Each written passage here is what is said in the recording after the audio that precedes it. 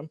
It's not just the performing arts that have been dramatically affected by the current pandemic. The visual arts are having to adapt as well. So tonight we're going to be joined by leaders from the San Jose Arts Commission, the San Jose Museum of Art, and Enact Arts. Now, while Sarah's getting our cross stream set up on YouTube, which involves a little bit of juggling, let me give you a little bit of background. I've been the volunteer marketing director for 3 years now, and my wife Diane has been working the SBMT box office for the past 9 years. And tonight we're going to be launching our 2021 eStudio programs with our 63rd event since last May. Over the next 2 months, South Bay Musical Theater is planning more than a dozen programs, including forums like this one, concerts, lectures, interviews, films, workshops, and plays.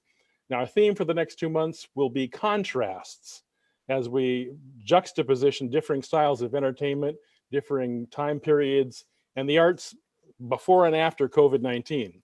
We'll look at the old and the new and the famous and the not so famous, and we'll see what's changed and what's stayed the same over a century's time. Now, our programs are going to be anchored by 2 Readers Theater play presentations. First, on January 29th and 30th, we'll be performing the groundbreaking play Rachel. And on February 13th and 14th, we're going to be teaming with Silicon Valley Shakespeare to co-produce the play adaptation of Jane Austen's novel, Pride and Prejudice. And by the way, if you visit the eStudio website at southbaymt.com/eStudio, you can watch the video that I designed featuring all of the January and February programs. And you can sign up for free tickets to most of them. I'm not sure I've got all of the links up yet, but the ones that are coming up in the near future are available for you to go ahead and sign up for right now.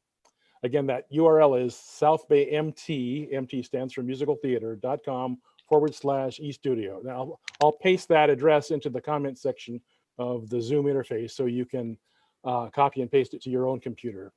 And speaking of the comments, if you have any questions for tonight's panelists, please feel free to use that feature and we'll try to get to as many as possible.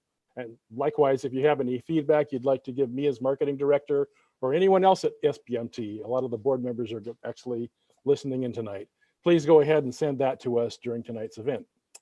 And now we have one of our workshops that we're doing is on tap dancing, and that's kind of what I've been doing for the last 2 minutes. So I'm ready to pass it back over to Sarah if she's ready. Are you ready, Sarah? I am. Thank you so much, Doug. We really appreciate you as marketing director. You do a phenomenal job and it is great. So thank you so much. And everybody who's watching out there on YouTube, we're glad that you're here. Everybody who's in the house tonight, thank you so much for joining us. I am Sarah Dean, the Executive Director here at South Bay Musical Theater. For your best viewing tonight, I do recommend turning off your camera and keeping yourself muted for at least until the very end when we will have a chance for questions. If you view this in gallery mode up at the top, you should be able to see myself and our 3 other panelists. If you have a bunch of other squares of non-video participants, you can, for your best viewing experience, go down over to that stop video and you choose that little up arrow right next to the stop video. If you click on video settings, there should be a pop-up that comes up and right in the middle, it'll say hide non-video participants. If you do that, then really you should just see the 4 faces. Now, that is if you're on a desktop or a laptop.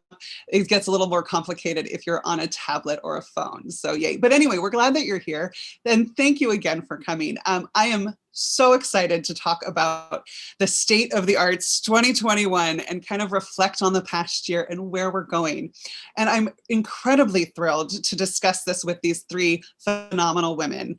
As I was reflecting back on our on this conversation, it really came to my mind that I met these 3 women in different stages of my life. And I'm going to quickly introduce them and then they're going to fully introduce themselves. So I have got here tonight Dr. Smita Garg, who we have known each other a while now, but out of the arts community, we first met each other through the Moreland School District, our school district. And it wasn't until much later that we realized that we had an arts connection. So Smita, talk a little bit about who you are and your relationship to the South Bay art scene. Thank you, Sarah. I'm so happy to be here today and be talking to you, Sarah. I never thought we'd be doing this, right? Right. We usually talk about what's going on at MMS and what's going on at our local school district. So this is really wonderful. I am at present chair of the San Jose Arts Commission. I am an arts educator, an artist. I'm also an intuitive healer. And as Arts Commissioner, I represent District 1. We usually have commissioners representing all San Jose districts on the commission. As a commissioner, I advocate for the arts and the arts community. The commissioners work with the City Council and the Office of Cultural Affairs on policies, grants, funding, all that good stuff related to the arts. So, in very short, that is, my introduction. I was born and brought up in New Delhi, India, and I migrated to the United States about 27 years ago. Oh, wow. So now I've lived here longer than I've lived in India. Yay. I guess that's a good thing. My husband is English, and we were realizing that we're coming up to that same sort of anniversary of like, oh, he's been here longer. Smita, thank you so much for joining us tonight. I will say you were one of the first names that popped to my head when we were originally putting together the East Studio and having diversity and inclusion discussions. So yay, this truly is very, very delightful that you Thank you. Thank you for having me. I'm going to move over to somebody that I've known longer, well, a long time, even more longer than my friends here at SBMT, but Kristen Bertrand and I worked together a mere 16 years ago at American Musical Theater in San Jose. We were office mates, so super close. Kristen, what are you doing now? Hi, Sarah. Thanks so much for having me here. I feel honored to be on this very esteemed panel. I am currently the Director of Development of the San Jose Museum of Art. I've actually been in the role for 3 years and 1 day. And I've been at the museum for 5 years. Prior to that, I was at Ballet San Jose for 7 years. I was their school administrative director, a faculty member, and also their acting director of development. And aside from a few stints at various, a couple different startups in Silicon Valley, I started my career in the arts in San Jose in 2003 as Sarah's office mate. It was my first full-time job in the arts out of college. I was the assistant to the executive producer, and I was also the education and outreach coordinator. So I'm coming up on my halfway point as a California girl. I grew up in Central Florida, trained at Orlando Ballet and taught on the faculty there. And then soon after graduation, switched over to arts administration. And I have to say how much I love San Jose, how much I believe in our community and of the strength of our arts institution. And I know that it will be through collaboration and lifting one another up that we'll get through this. So I'm excited for the conversation tonight. I will. Snaps is the new clapping. If I've understood through Zoom, it's all about the snaps. So I will agree with you on that. And Kristen, I have so enjoyed watching your path and your soaring, and I love it. And so thank you for joining tonight. And Benita, we have only known each other for just a mere year. Right when the law AB 5 was passed, I think we through the Artist Cohort Coalition, we've started to get to know each other a little bit more. So tell us a little bit. Just a year. It's been, the year. The year, yeah. Capital THE. So tell us a little bit about yourself and Enact Arts. Okay, so I'm the artistic director of a theater company called Enact Arts that is co-located in the Bay Area and in Houston, Texas. I'm one of the co-founders of the company, and I come to arts and arts management after a 25-year career in the technology world. And 30 out of those 25 years was spent with my house on my back. I lived in 9 different countries on 4 different continents. I'm trained as an engineer and a computer scientist, but I also have degrees in French literature from the Sorbonne and in German from the Max Muller Institute. I love languages, and I'm just getting a degree in Spanish now. And I also have an MBA with a specialization in entrepreneurship from Paris. And I'm not coming up to any anniversaries because I've lived in so many countries. I'm actually coming up to one anniversary. So out of the 30 years, I spent 12 years in Paris. And it might very soon be 12 years for me in the US. So I'm a bit of an oddball, but I'm very, very grateful to be so wholeheartedly accepted by the arts community. Yeah. Because, I was a bit of a fraud not knowing anything about arts when I started my arts company. So I just, this is such a warm and loving community. I just want to say to everybody in the Bay Area, after 30 years of wandering around the world, we picked to live in the Bay Area because we think it's the best place in the world. So for those of you who've been living here forever, you had the right idea from much earlier than we did. I did those 5 years in New York, and I gotta say, we don't know how to deal with the New York winters. So yeah, right. No humidity of Florida. Smita's here. She's 27 years. Like we're right there with you. So 27 years weren't just in San Jose. Okay. It's been like about 17 of those 27 years have been in San Jose. I did spend 5 years living in Champaign, Illinois, when I was going to school there, getting my doctorate. So yeah, so I've lived my share of winter. Right. This is why it was gorgeous today, and yeah. It's January. Okay, that's enough small talk about the weather. I mean, hello. So let's talk a little bit about the things that we maybe like to forget, but we're not going to because that's not what we're doing. So 2020, it was the year. 2021 is ahead of us. And so what I would love to just quickly do, if you guys would, tell us a little bit about the effect of both the events of 2020. There were significant changes in our communities and in how the arts it gets accessible from one to another. So if you guys would just give a little brief talk about kind of what challenges you faced, and pivoting that might have happened, and anything that kind of grew out of that. We're not going to go quite so far into what's growing, what's emerging, not yet at least. So Kristen, how about we start with you? Sure. Hit me with a hard question first. Like almost every business, San Jose Museum of Art had to temporarily close our doors mid-March. And I think we were all just a little bit stunned at first. We thought, okay, well, maybe we'll be home for a week, or maybe we'll be home for a couple weeks and we'll get back. And slowly we started to realize that we were going to be in this for the long haul.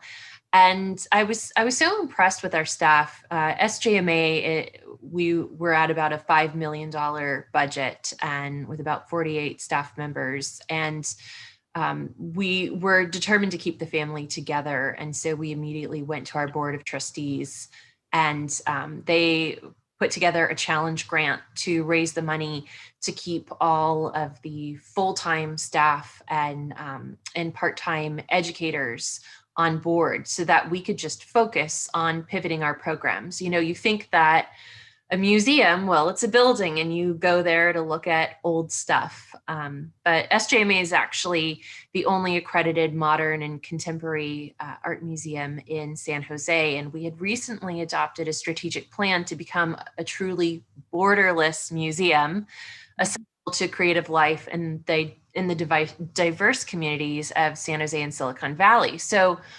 what COVID actually did is it forced us a couple years forward in just a couple of months, and really challenged us to program outside of the museum's walls to meet people where they are and to ensure that what we were programming was inclusive. So, our education department immediately started to devise virtual versions of our education programs. Prior to COVID, we were the largest provider of arts education in Santa Clara County. And, we serve a significant number of Title I students. So teachers were reaching out to us pretty quickly. As one of San Jose's largest arts organization, we have this responsibility, not only to schools, but to our partner nonprofits, to share what resources we have. And so it was a heavy lift for our education team. I'll share the good news later. A couple other, hard things we had to do. We had to figure out, well, how do we get our exhibitions online? We started doing live gallery talks. We created a museum from home page. Our gallery, our teaching artists immediately started to put together these videos of art making instructions. And we have almost 100 do-it-yourself art making videos now on the website. And even a curator's dashboard where you can go and revisit previous exhibitions, view all of the content, all the images of the artworks. We also published a free digital publication in honor of our 50th anniversary. So including images and videos and interviews and other resources on 50 artists from our permanent collection, something that is completely free to the public and will be a resource for scholars and educators and students. So I'll cut myself off there. But I mean, like everybody, it was, how do you take what you do and bring it into people's living rooms? And we're still making that pivot. Yeah, you kind of touched on a couple great things, that have been circling around our conversations as well. Keeping the family together, keeping the community engaged and enriched. I did throw you guys into the chat, and I'll throw it up on the YouTube page in just a second, the link to your museum from home, and that's got resources in there for teachers and family resources, exhibitions, the public programs, and so on and so forth. And those are fun to watch, and working with just reaching those communities that they have lost this portion of what you have been bringing to them from us, across the community. So that is there too, and we'll come back to that too as well. And Smita, talk to us a little bit about 2020. Yeah, so the first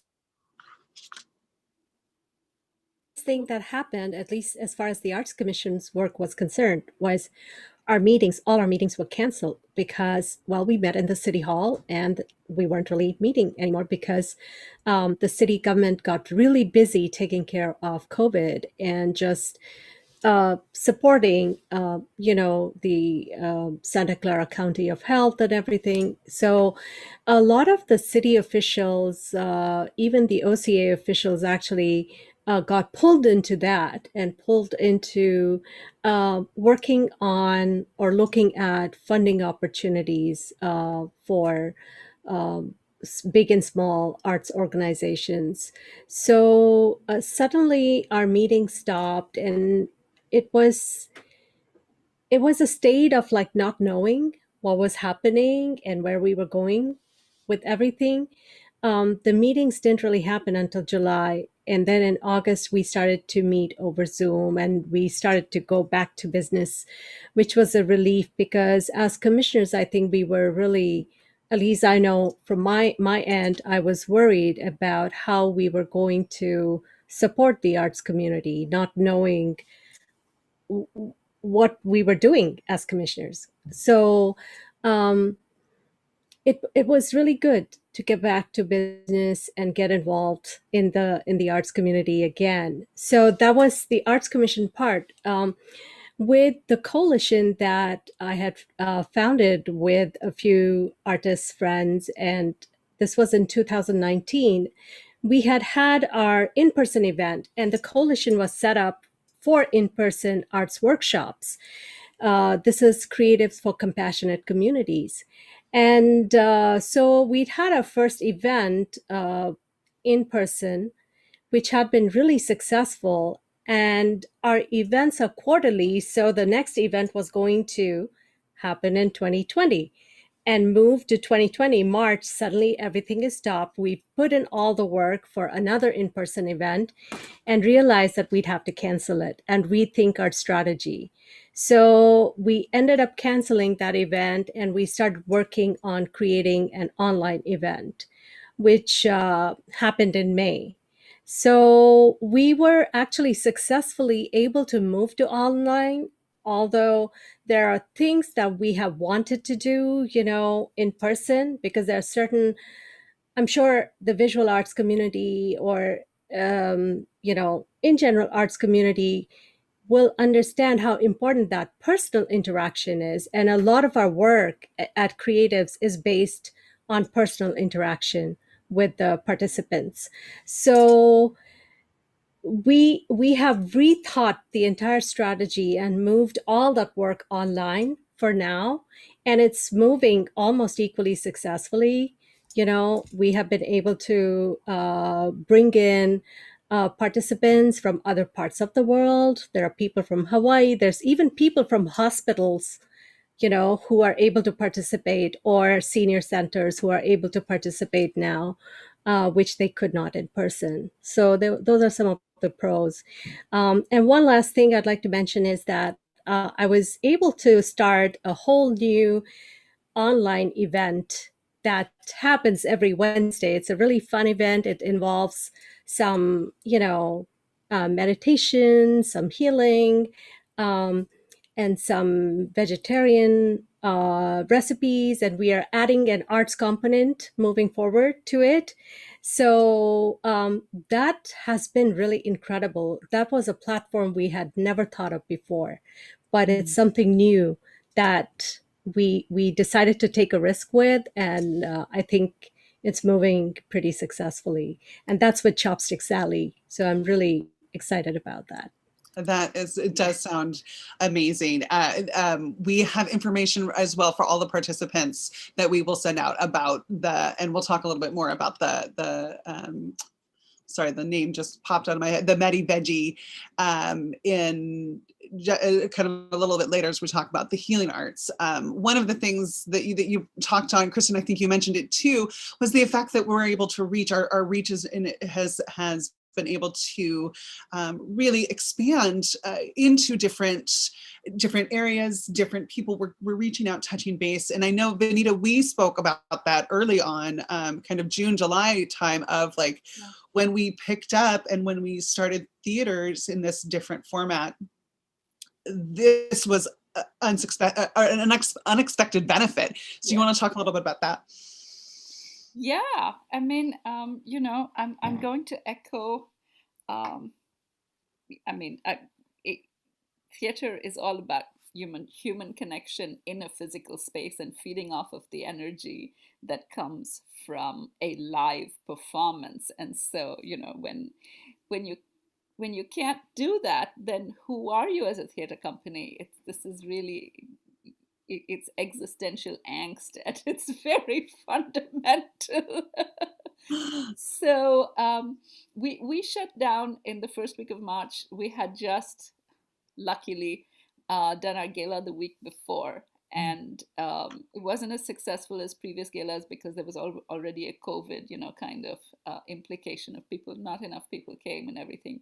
And we did all our bean counting, and I remember in the first week of March scrambling to get a Zoom account so I could talk to everybody in the team and then saying, you're just all furloughed to 40% of whatever you get paid because we don't know what's going to happen. And it was one of the most difficult conversations that I had.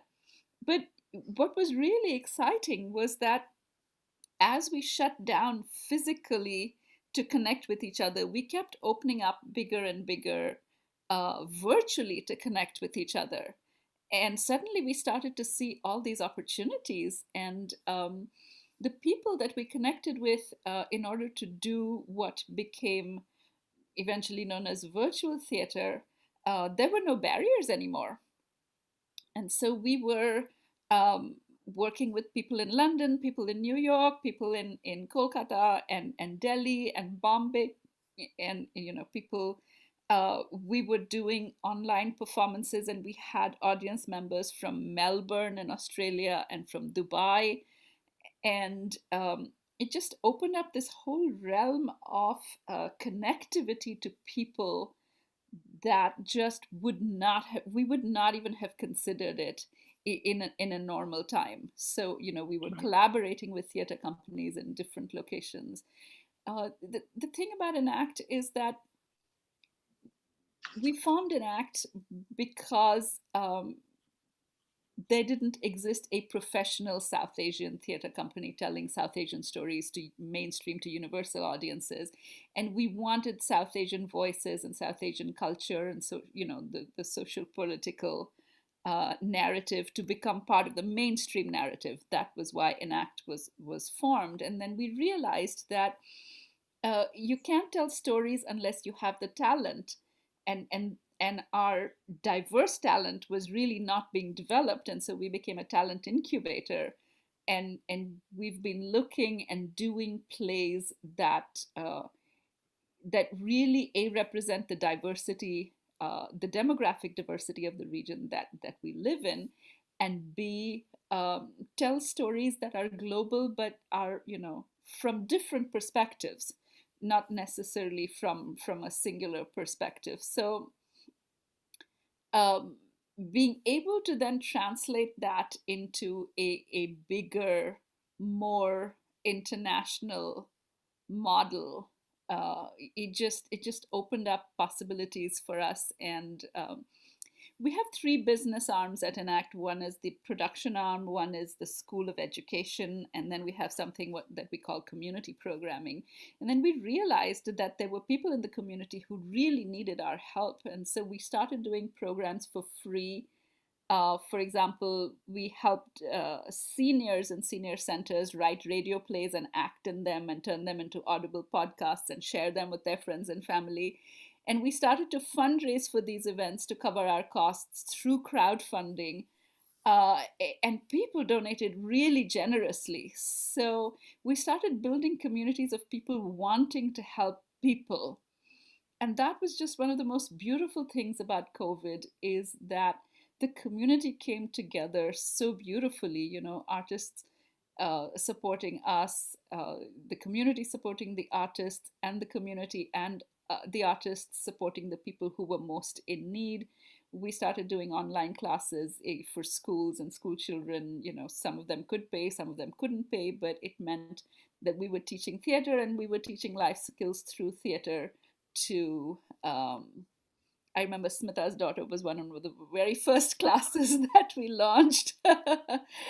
So I think what happened was that we ended up thinking of the world as a global village, which was a nice takeaway, probably one of the few nice takeaways from COVID in 2020. I would definitely agree with that. The expansion and really being able to touch base with people in a new and a different format.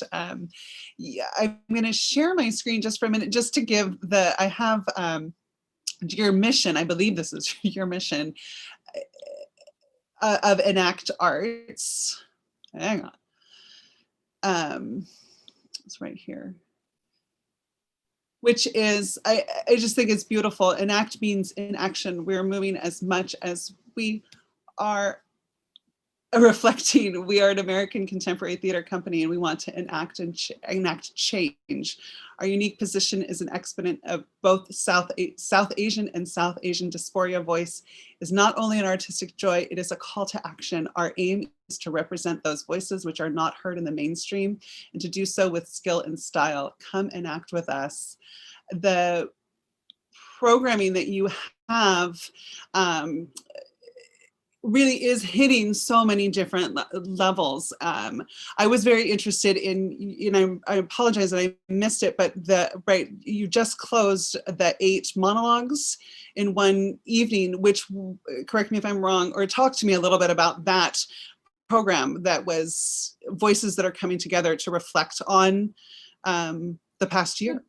Yeah, so these were writers who were writing about the COVID experience, and they were given a directive that you can do a monologue between 6 and 10 minutes, but it has to be enacted by one actor, and it has to be shot in a single shot so that it looks like theater, so that it's not put together as film, and so there was a monologue about an actress who was suffering from depression and suicidal thoughts because as an artist you are trapped in a small apartment. There was a monologue about a nurse who was talking to a patient in coma who had been so long in coma that they didn't realize that they were in a COVID world now. There was a monologue about a policeman who had been directed to stop people from coming and going to places, and how people were manipulating him into letting them go into spaces where they were not allowed to go. So these are just really a slice of life. And this was done in collaboration with a very well respected and very old theater company in Bombay called Rage Productions. And we have a continuing collaboration with them, and we'll be seeing more of these productions as short plays as we go on. Before that, we did a play on virtual theater, which was, the story of 2 incredible people in the history of India, Jawaharlal Nehru and Indira Gandhi, who were the first and third Prime Minister of India. And that was a play where one actor was in India, and I was the second actor, and our director was in London. And we were just virtually working on all this stuff, and then eventually the play got seen on 3 continents. So that was really interesting. Awesome. The thing that we've been able to do in this time, which is kind of unusual, is a lot of staged readings of plays, because there's not a whole lot of difference between a staged reading and a virtual production. And we have been able to bring in a bunch of new playwrights. Very deliberately, we have picked plays and playwrights who are talking about the issue of diversity, because representation and diversity, I think, are probably the 2 key action items from 2020. So we've showcased 12 new playwrights who have been talking about many different. One of the plays that I absolutely love was actually written by one of our own ENACT staff members called Radiant, and it's about this group of 5 people who are just traveling in an RV across America. And great. they happened to pick up this young Muslim woman, wearing a hijab and everything, who was wanting to go to New York because her father is ill. And all the conversations that happen in the RV as they are going from Shenandoah Valley to New York. Fascinating conversations like that, which are really conversations about, how do we define belonging? How do we define identity? How do we define living together?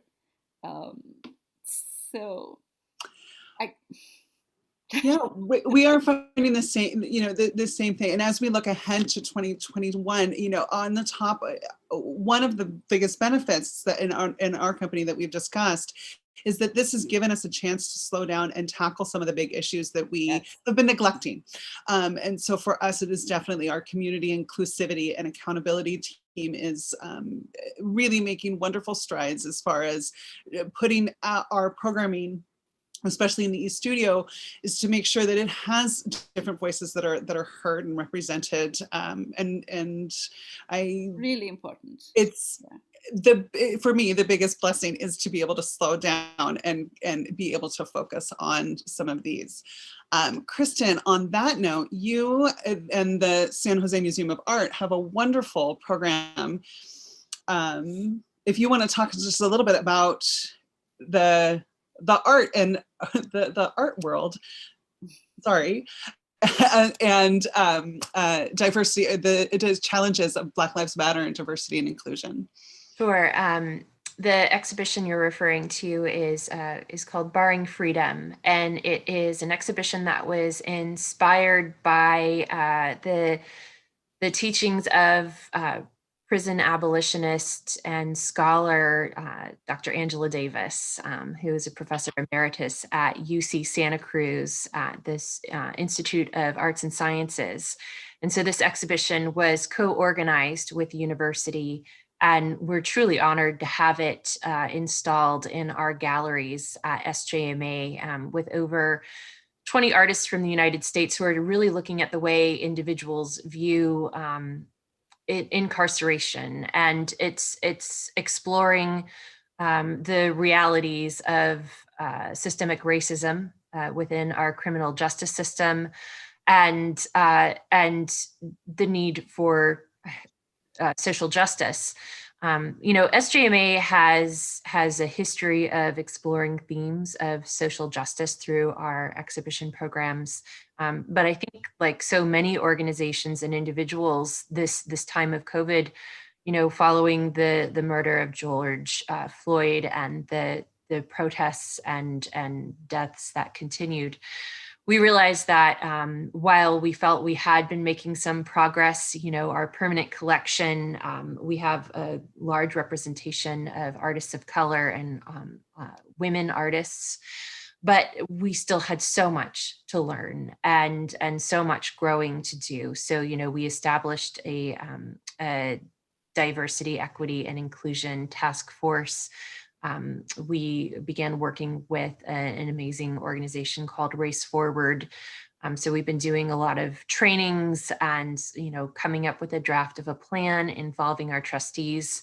But this Barring Freedom exhibition actually was in the works before all of this happened. So it's a rather timely show.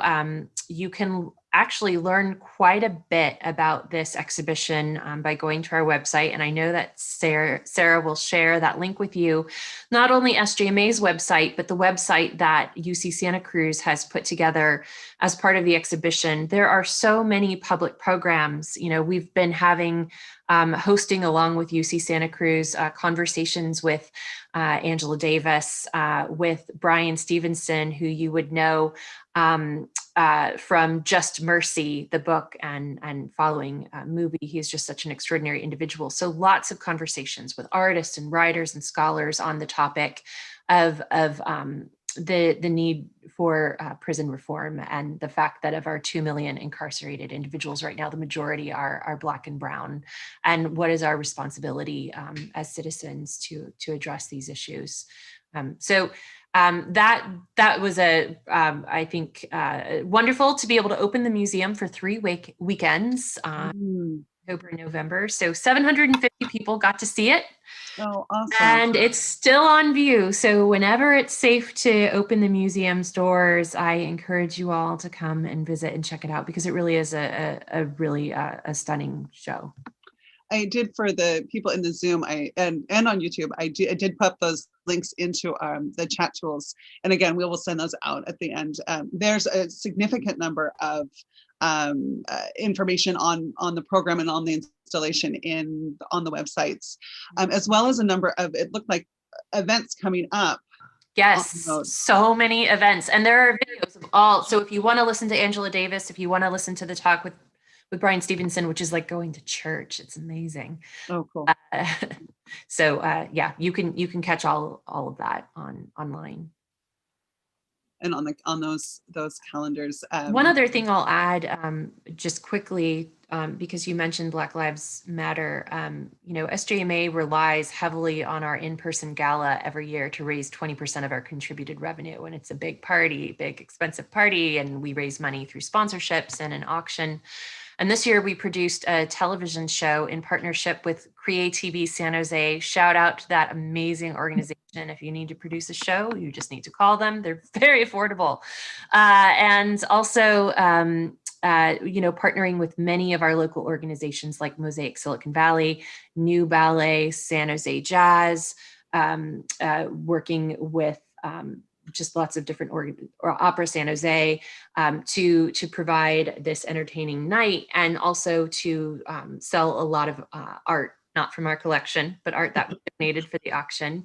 And we were really inspired by an artist we reached out to, and she said, yes, I'll donate a work of art, but only if you agree to donate a portion of the proceeds to promote social justice and support Black lives. So we were grateful to be able to raise and donate $26,000 to the Black Lives Matter global network of our That's incredible. fundraiser. Yeah, so I mean, artists constantly inspire us to do the right thing, is all that is to say. Yeah, it is one of these things that they feed on each other, and it grows and builds. And the connection. I mean, one of the things you mentioned, your gala, one of the things that you guys were talking about in our little pre-discussion was the San Jose Museum of Art dance parties that you have also pulled out, that have been wonderful. So community building there, is that, or what about those? Do they, how does your community kind of come together, build through those events, those type of events? Well, our first dance party was actually a high school prom. It was our first big free public event. The first time we ever hosted a meeting on Zoom was with 300 people. We had a DJ, and, whenever possible, we try and partner with other organizations. As a larger institution, it is so important that we share our platform. And it's also important that we're not just programming to our own audiences. So in this case, we partnered with New Ballet, thinking about the ages of their students and the fact that, there's going to be this inclination to want to dance. And also with Mosaic Silicon Valley, shout out to Usha, who we asked that they provide us with some of their teaching artists. So we had a tutorial in Bollywood and Indian folk dancing. We had a tutorial in salsa, and we had a tutorial in K-pop. And then we also hired a local choreographer to choreograph a flash mob, which was super fun. And we, the Museum of Quilts and Textiles did a crown making tutorial. And we had local restaurants do like prom punch recipes. Our local Rosies and Posies did a tutorial on how to make a corsage. Really just coming together in this creative way that, it was just our development team throwing it together. And it worked out really well. And it ended up being a model for how we planned our after party for the gala. So again, working with some of those same partners to recreate that experience. And I just have to give a shout out to Smita, who worked it on our virtual dance floor at the after party. She and her daughter have some serious moves. But some of the other things, we're addressing these serious, incredibly important issues, and we're all, cooped up at home and wondering about the future. But we have to find a way to make space for joy. A colleague from another organization, Jeff Schaefer, said that the other day, and I was just struck by it. That is the opportunity and responsibility of arts organizations, is to provide people with outlets for entertainment, for creative expression, for exercise, for whatever it is, and to be seen and to see one another. Truly, one of the hardest things of this time is the not being able to express to I mean, how many of us use, at least of my crew, how many of us use rehearsals as the way to escape or to decompress? So, and actually this works great. So Smina, talk to us a little bit about kind of the healing arts and practices that we could use as artists to help alleviate some of that the what I call climbing the walls feeling. That's what I feel like, I'm stuck in this box all the time. Yeah. So one of the things that I think it was always a desire in me, and I just didn't know how to express it. This connection, and I know I've spoken to Vinitha in a meeting about how I moved into this area of holistic healing.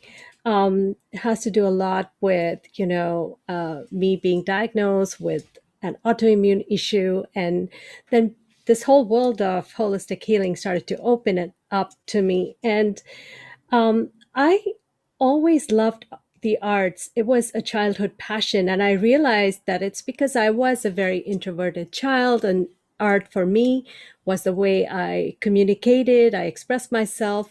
And that's what guided me into going into arts education. Um, but there was still a component missing there. And the component was, how was art healing me? So, what happened during COVID times was that realization of that connection between my art making and the healing that was happening. So, I realized that if I meditated regularly, I could actually focus better. I had a clarity of thought. I was more peaceful. Um, I could deal with any anxiety, related to what's going on. There's a lot of anxious energy around me. I could deal with that and I could sort of float above. So I found in healing arts a beautiful sort of like synergy for me personally, where I actually started to bring out my paints. I would paint regularly. All through the year, I have painted now in this past year. And I want to continue doing that. But at the same time, I realized that people were looking for space, for meditating, for quiet, for peace, especially during these times. And so I started to offer that, but also I realized that being with the group of people that we started the compassionate communities, that whole group was doing exactly that. We were trying to bring healing to synergize with our art making. And so anytime we have our event, it is, we have portions that involve meditation. There are portions that involve reflection, contemplation. And then even the art making that we do is very mindful. So it's kind of interesting that we started with that premise when we started Creatives for Compassionate Communities, and we thought we would be doing all this in person, but now we've had to move online in a world that is super anxious, and suddenly this has taken a whole different value. There's a greater appreciation for what we are doing through the mindfulness art making. There are more people interested in experiencing that. In the very last event that we had on December 13th, we had our, ex-city manager join, and she had a whole lot of words of praise for what we were doing. So in fact, in that particular event, I was able to bring in a Indian classical dancer friend who was able to expound on the theory of emotions as mentioned in an ancient Indian text. We never thought we'd be able to do anything like that, but we were able to pull it off really successfully. So it is completely possible to dive deep into our emotional state and then bring do the inner work through these arts events and help people move to a place of peace and calm. And to me, that is very exciting. Mm. I, as we've been reflecting, and particularly over the events of the last week, there's been a number of times that the stop and the self-reflection and how important it is to just kind of to be able to breathe in the moment and say what are the emotions I'm feeling, what is going on, how can I process this, and for I consider myself very lucky to have this format, this e-studio, to be able to focus some creative energy. It's not the same, but it definitely does fulfill who we are. And I think you're all would probably agree with that as well. Yeah, That one of the intrinsic qualities of art, any art, is its healing ability. Yeah. And I don't think we ever paid attention much to that aspect of art I know that arts therapists always did. They've always known, but I don't think anybody else outside of the art therapy area really thought deeply about how healing arts could be. Yeah. But come 2020, arts have provided a beautiful healing space to everybody. I would agree. Too, we hear so often that people have said, "Oh, I'm shut down. I can't sing. I can't play. I can't dance." And I guess for me, my son just recently started playing the piano. He's brand new to it. He's 13, and his first lesson, it doesn't sound like anything, but just having that music in the house was so invigorating, I would say. It was just having that creative outlet and spirit. And I mean, you guys were bonding over the gala post dance party too. And Vinita, we were on a call early this week where somebody was mentioning dance as that expression and being able to get all of the movement out, and you can see how they can use this in all of the different ways. Earlier this week we started, or actually yesterday, not earlier this week, it's Tuesday. Yesterday we started our workshop series with the art and process of choreography. And really we have 8 people in the class, or 9 people in the class, and being in all different levels of dance, but just to be able to come together and have that creative push, small, intimate, and so wonderful, and again, invigorating and inspiring. So I'm going to tell you a secret. Sorry, is it my turn to speak? Can I? Oh, you can. So we've just launched last year, actually, in the middle of COVID. We launched a program that we've been waiting to launch for a while called WEFT, which is Women Enact for Themselves. And this is a program for women to create their own pieces, whether they're playwrights or storytellers, poetry, whatever. And one of the WEFT pieces that came out was a rap song about how patriarchy is glorified in Bollywood. And so this is 8 women rapping about Bollywood heroines. And so we just launched that project of turning it into a rap video this morning, actually. And every woman that I spoke to about the video said, "I want to be part of it, bring it on." It's just like, dissing patriarchy, dancing Bollywood, being in a video. It's just like everything felt like literally music to the ears. Yeah, and that creative expression, Kristen, I'm sure you're... Energy came out of that one meeting about, okay, we're going to make this video about how badly Bollywood portrays women. Oh. So, and Vinita, earlier today, I was thinking, I said it would be really interesting to do a Bollywood musical. Bollywood is so musical. Why are there there's Bombay Dreams, which is Andrew Lloyd Webber, I think. And I was like, there needs to be more Bollywood musicals. So we can make it happen. So I have to tell you that almost all of our big productions are musicals. And so the fundamental thing about, we're a very ancient country, civilization, I should say, and our sort of documented culture goes back about 5,000 years, and then it started get written down maybe about 3,000 years ago. So I mean, we were already a dying culture when the art of writing was invented. So we've got a lot of baggage, but we've got a lot of fun stuff as well. But the thing about the ancient South Asian construct of art is that poetry and dance and performance, the act of actually what we now call theater in the Western construct, these are all elements of one artistic form.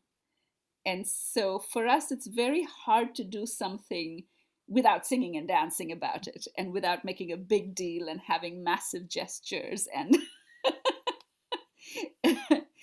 It's so So theatrical. kind of hardwired genetically 5,000 years of this into our system. Not just Bollywood, it's just pretty much everything. The thing that we don't have, I think, is a structured format of a musical the way it exists, in Andrew Lloyd Webber or the Broadway or Hamilton or whatever. But believe me, we do a lot of singing and dancing on stage when we're Oh, acting. yeah. Oh, yeah. And a costume. Yeah, I have to mention that, I went to a school where theater arts were huge, and that school produced a lot of art theater, good actors, Bollywood actors, and directors. And we had an incredible musical theater culture at our school. These Oh, were big plays over an hour, hour and a half, 2 hours long, and the entire school was totally immersed in the production of every play, and it was supported by parents. So one of the things I find very odd about theater in American high schools is that I see only parents or relatives of the kids who are in theater program showing up for the play, which is just really odd to me because I didn't grow up that way. Everybody showed up for any production at school. yeah, like the high school football games gets all the glory, right? One of the things that has been discussed on our end is education and getting into schools, into kids young. I think all of us have a little bit of a background in, or all of you have a little bit of background in education. Kristen, you were mentioning earlier too about the San Jose Museum of Art's programs. How are we inspiring the youth this next year coming forward? I'm so glad you asked me that, Sarah. I think that was maybe the thing I'm most excited to talk about, because not knowing everybody who's out there watching, but just to say, on behalf of the San Jose Museum of Art, that we want to serve you. We want to connect with you and help you as you are teaching your kids at home. And above all, we really want to support our teachers and providing them with resources that, let's be honest, provides them with an hour of relief. That an hour out of their day in the classroom, they can turn it over to an SJMA educator who can give them a virtual tour of the museum's galleries and then lead them in an art making lesson. We actually have a number of programs, and some of them are actually free to Title I schools for the rest of this school year. But where we even deliver all of the art making supplies that a teacher would need to distribute to their classroom. Normally at SGMA, when we work with a class that comes to the museum, they use our supplies, they leave them here, they go home. They don't have the ability to replicate, and not in their classroom either, because a lot of people are surprised to find out that art supplies are not just a given in our public classrooms. Usually teachers have to buy them out of their own pocket, and they need to have a predisposed interest in teaching art. So San Jose Museum of Art has been filling that gap for quite some time. So what we're doing is we're delivering art supplies that the students get to keep. And then the teacher and the students can continue to use throughout the year. We've developed lesson plans that are available on the website. And for people who don't have, steady Wi-Fi access, you can even print out some of them. So those are available. We also have a STEAM-based education program, so teaching science, math, and engineering through an arts lens, developing a series of videos, free videos, and then you sign up to work with the instructor and receive the syllabus to go along with those. So, we see right now so much is about helping our teachers and our parents get through this time. Providing kids with that opportunity to have an artistic outlet, and then being there for them during the recovery. One of the things we were most proud of was we have a really popular kids summer camp. It goes on for 6 weeks. We have tons of kids, coming into the museum, making art all day long. And so we pivoted to a virtual camp, and we're going to be offering virtual camp again. And so we had students from all over the state of California, from all over the US. We had a student in Italy, another place very affected by COVID and the lockdown. So, you know, we had more students in our virtual camp than we did on site, and we were able to engage really celebrated artists who have work in our museum's permanent collection, and the kids were able to go to their studios and look at their artwork. And so these artists would be working with the kids. And there was one little kid that said, "Would you please send me your address? I want to send you what I just drew." And the artist was like, "Of course, here's my address." And, you know, so really leveraging, you know, the opportunities that we have in this virtual realm while we have them. And I think it's going to affect the way we program into the future. I don't think we're ever going to go back fully to the way things were, the way that we've evolved. So anyway, if SJMA is not currently serving you and the people in your life, we would like to do that for free. So, look us up. We would appreciate that. We've been talking program wise of looking for little art how-tos. And so I'm probably going to be like, "Hey, Kristen, let's hook up a little bit more." You got the links. Exciting. Really, one of the conversations that always keeps coming back around is what is going to change? What is going to change? What's going to go back to? Are we going to go back to the way it was, or where are the benefits that we're going to try and hang on to, keep and grow and nurture? Anybody want to tackle that? What are you looking ahead to? How we've got this now, we're all virtually connected. We can have students in Italy, we can have audience members, we've had them in Thailand and Japan and you know, across the world. How we can't bring them to our theaters or to the actual museums. So staying connected digitally in 2021 and beyond, and many years from now, what does it look like? So if I can go first, I think fundamentally 2020 has changed the way theater is going to be consumed, if I may use such a crass word to art, in relation to art.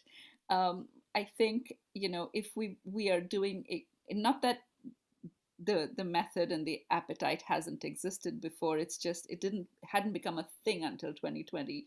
So if we're doing a theater piece live, I personally, I think Enact is always going to have cameras to live stream it to, you know, spaces and to people who cannot be there, because people who love theater are going to be in the auditorium. But people who want to see that piece because it speaks to them, they may be a million miles away, but they should be able to see that as well. The interesting thing is that, you know, we get an opportunity to rehearse with people from all over the world because we're rehearsing on Zoom. We've been experimenting just before COVID started with the intersection of film and theater. And so most of our sets were projection designs, and some characters were on screen and some characters were on stage. And so we really see that dovetailing in and as well. And we've had videotaped characters so far on screen, but there's no reason why we can't have a live character on, you know, from London on screen with characters on stage. And so I think the nature of theater and is going to dovetail into what I call living film, for want of any better term. And people smarter than me will come up with some nice fancy term for it. But so that's going to change. But I think the idea that people can help each other using art, you know, to what Smita said. Last week we spoke with an organization called We Educate, who educates girls sort of saved from prostitution, who've been kidnapped, and you know, people. There are organizations who are working to save women from that. And then when they bring the girls out of that circle, they need to teach them new skills. And so we've been approached to help teach online because they're all in different places.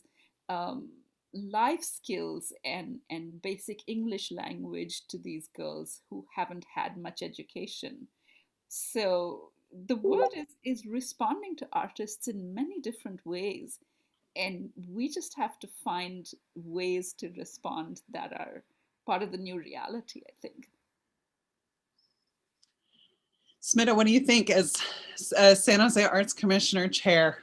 How does the South Bay shake your crystal ball? And Yeah, what I've seen is there's organizations which have been able to pivot, and they've figured out a way to survive and thrive. And then there are organizations whose work was based completely in, say, going out to schools and working with kids, or really haven't been successful in recreating themselves during this time. And if I wear my arts commissioner hat, I worry about them, because we want all arts organizations to be thriving. And I can't advocate for one and not advocate for the other. That's my arts commissioner hat, that I want to make sure that everybody has the opportunity to thrive and get the support they need. I love what Kristen said, about involving other organizations in doing, working with SJMA, because what I see there is one bigger organization that is well established, actually supporting smaller organizations that could actually use that support to survive. So I would like to see more of that. Um, you know, as far as possible, we are looking at how to change the way we do our grant making at the commission to to be more inclusive, to bring in more diversity. I think with me being elected chair this year, there was a big call for the commission to be headed by a diverse body, and so I am the chair. I am the first woman of South Asian origin to be chair of the San Jose Arts Commission. And my vice chair is a Mexican American artist who heads Powwow San Jose. Again, a wonderful, amazing organization. So I feel like there is nothing stopping this change from coming, where we are going to we are going to be using this time of BLM, this time of COVID, to create a world that is more inclusive, to create a world that has space for everybody for their expression. So that is my arts commissioner hat. And my artist hat, is my healer hat. They kind of have come together in a beautiful synergy. And I am just waiting to go deeper into the exploration of that and continue working with what Vinita said, a combo of in person, once we are all vaccinated and able to meet each other. So maybe do something that is in person, and then also have events that are live streamed. So I don't think there's any going back to only in-person events now, after we have tasted, this beautiful network that has happened due to COVID, where we have people from around the world joining us in art making. I don't think we can ever go back to being completely local anymore. Oh, that sends shivers down my back of just, it is, there had been conversations amongst our board at some point within the past year of having to do talkbacks, which would be, when you do a talkback, you only get the audience that are in the building.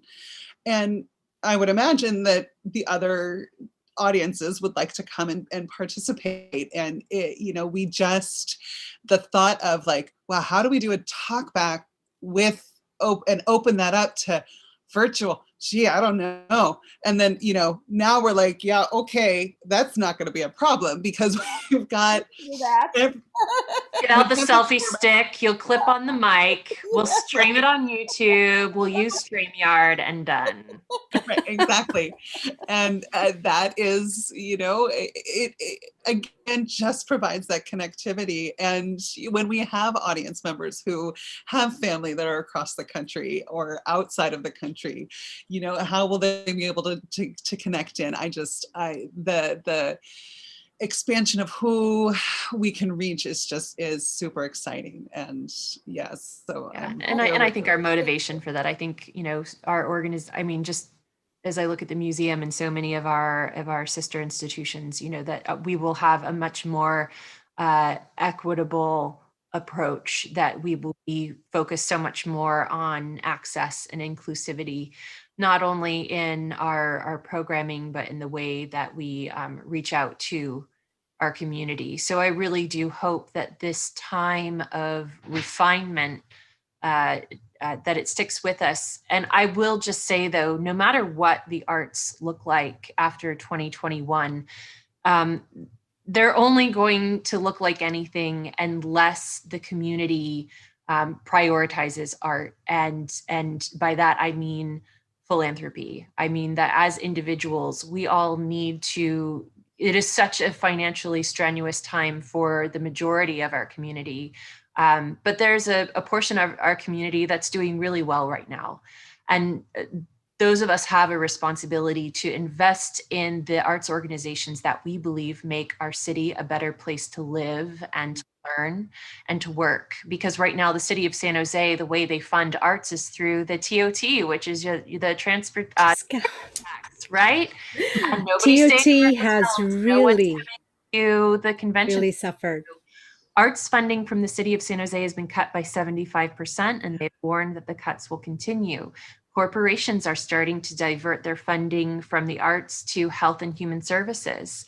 And, you know, so all the power to you, Smita, about arts for healing. And so we really do have a responsibility that, you know, if we ever become like Europe, where, you know, yeah, you know, I mean, by the government, people need to support what they believe in, because what you give proves what you believe. So please, wherever you are involved, give what you can and encourage your employer and the people in your lives to do the same, because that is the only way we will have art after this.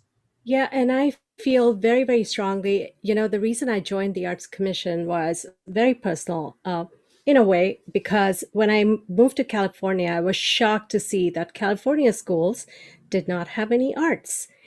And being an arts educator, you know, pretty much all my life, and having lived in several different states in the United States, and having seen arts education thriving in all these states, to come to California and see it missing from our schools was just beyond shocking. So what I'm hoping is that we as a culture here, especially in California, begin to realize the value of arts and begin to push our children. Well, not push our children, but then begin to push for arts in our children's lives, to encourage more arts in their schooling. Because I'll tell you, my daughter, who does 2 clarinet classes and she does a voice class, craves her music classes, especially because she's forced to be online.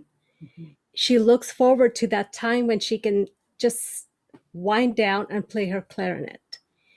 And I would like to see more of that. And I would like to see more support in our community for that.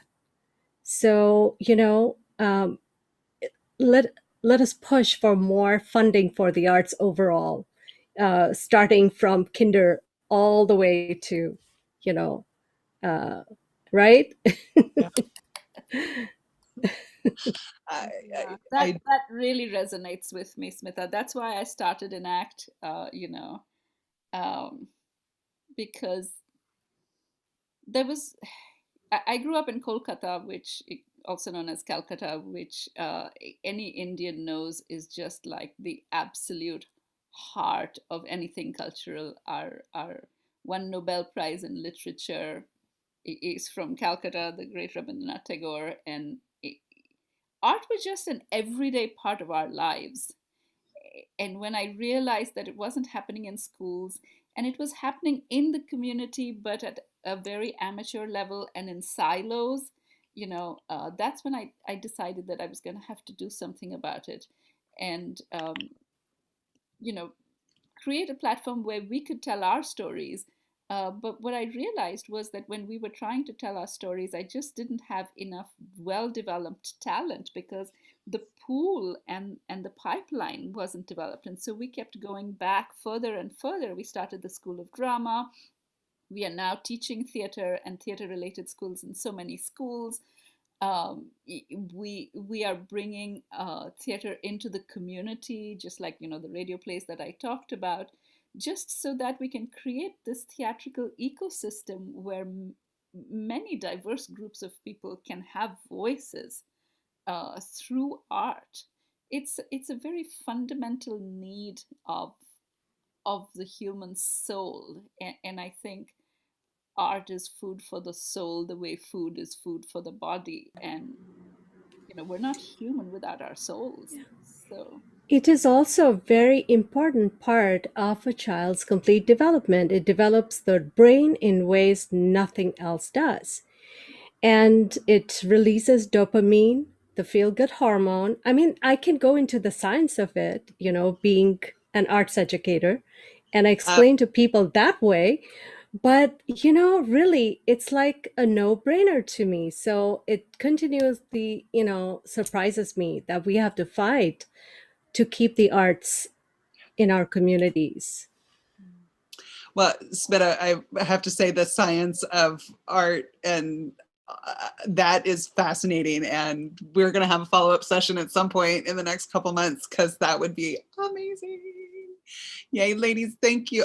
This is inspiring to me, where you are just optimism, I think growth. I think we're going to see within the next few years a shift.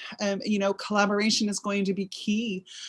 All of these connections, I think, are just going to continue to build a place where the appreciation of what we do and creating and community and collaboration just will thrive and bloom. We have just a few minutes left, and if there is anybody in the audience who has a couple questions, one did come up, and I will get that. But if you would like to chat in or type into the chat, you can chat into the chat.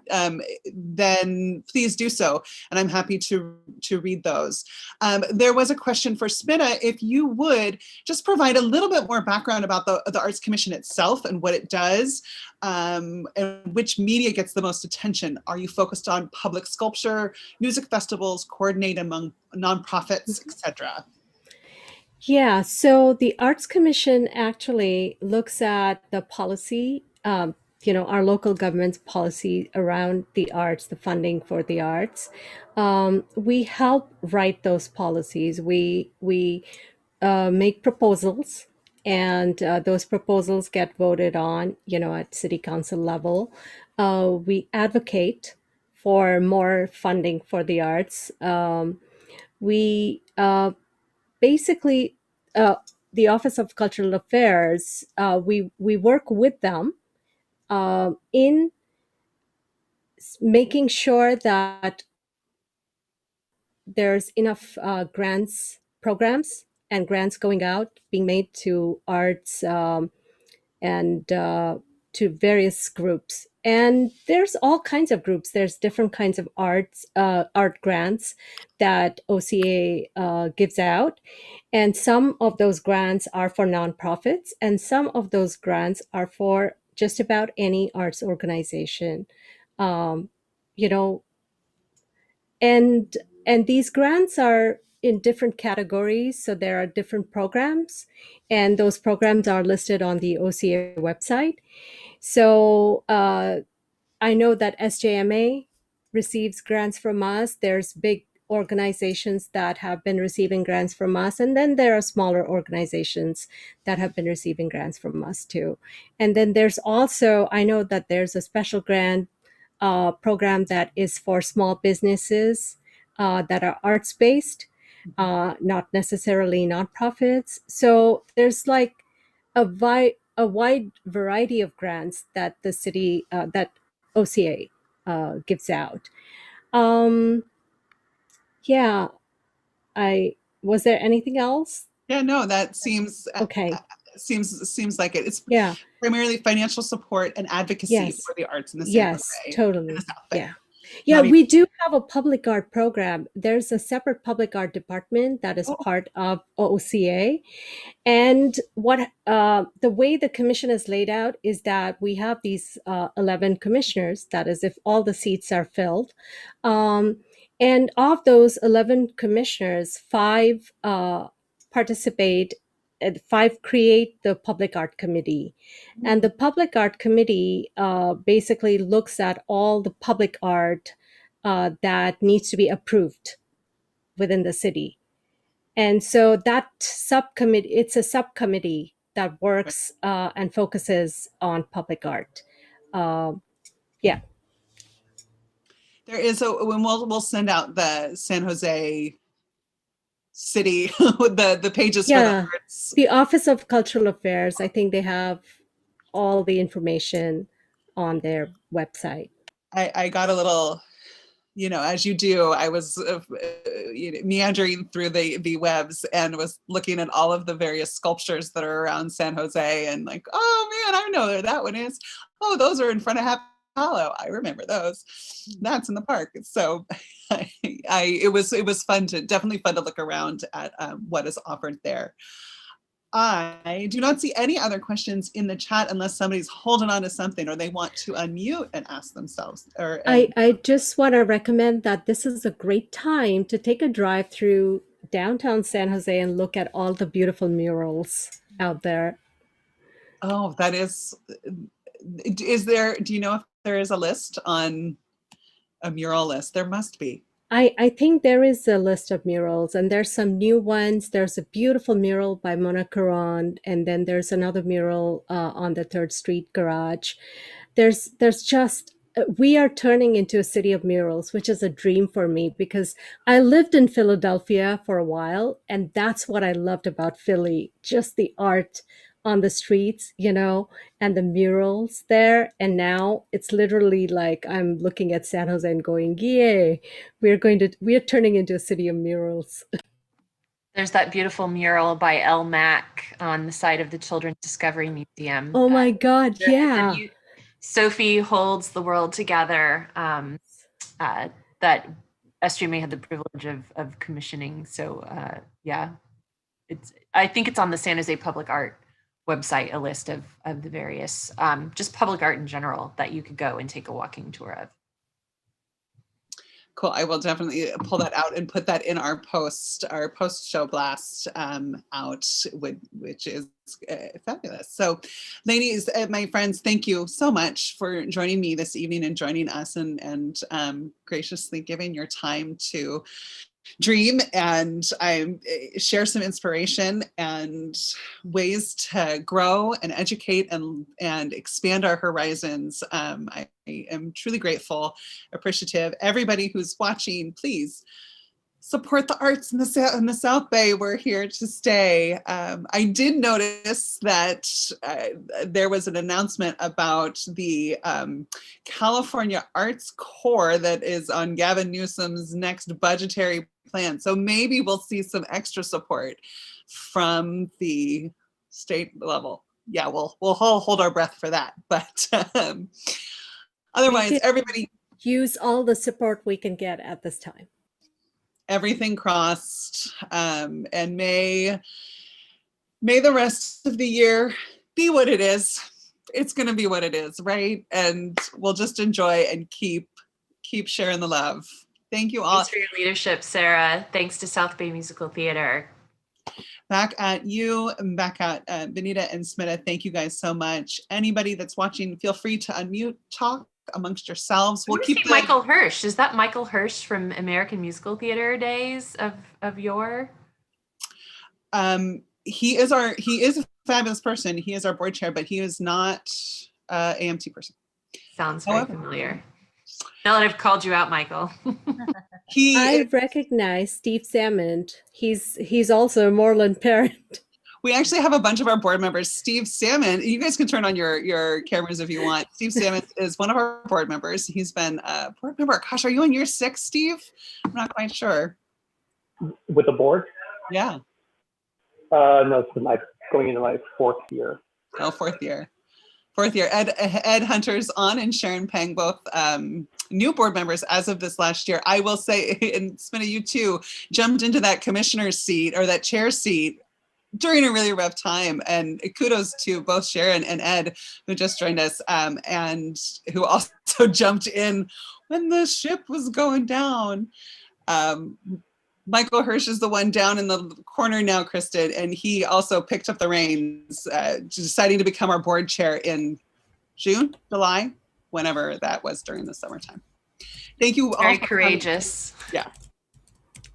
Thank you so Thank much, you. Sarah, for doing this. It feels wonderful to be connected to the community and to be together. I agree. Very light, very lifted, and you know what? We're not alone. And however we can, it will be holding hands and gritting our teeth and smiling and plowing through. Oh my gosh, all the board members are here. Jay Steele just popped on, and he is also our former board chair. He jumped ship, but no, I'm kidding. I'm kidding, Jay. Just in time. Invaluable, has served SBMT for I don't know how many years. Do you have a count, Jay? Let's see. I've been involved for about 16, 17 years, and I was chair for about 13 or 14 of those. So I did my time. I have my gavel, my souvenir gavel in the drawer over there. So. Well, thank you. Thank you all. Yay, that's it. That's Thank all I you wrote. so much, Sarah. It was such a pleasure to be here today.